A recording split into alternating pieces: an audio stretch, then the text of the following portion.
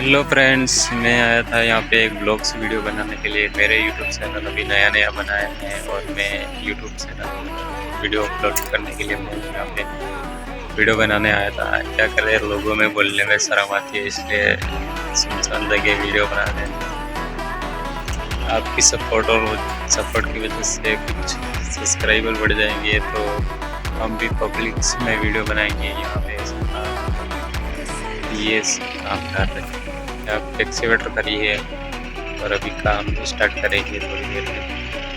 ये देखो ऐसा नज़ारा है, माइन से DW खड़ा हुआ है। यहाँ पे अपन काम करते हैं, करना पड़ता है, क्या करें भाई, घर चलाने के लिए।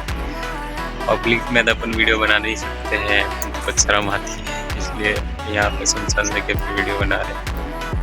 छोटे छोटे ब्लॉग्स वीडियो हमारे चैनल पर देखने के लिए मिलेंगे। आपकी सपोर्ट की वजह से मेरे को सपोर्ट करना। और मैं फर्स्ट ब्लॉग है मेरा ये यूट्यूब पर, इसलिए मेरे को बोलने में थोड़ी दिक्कत आ रही है। कोई बात नहीं, आप एडजस्ट कर लेना। Thank you guys.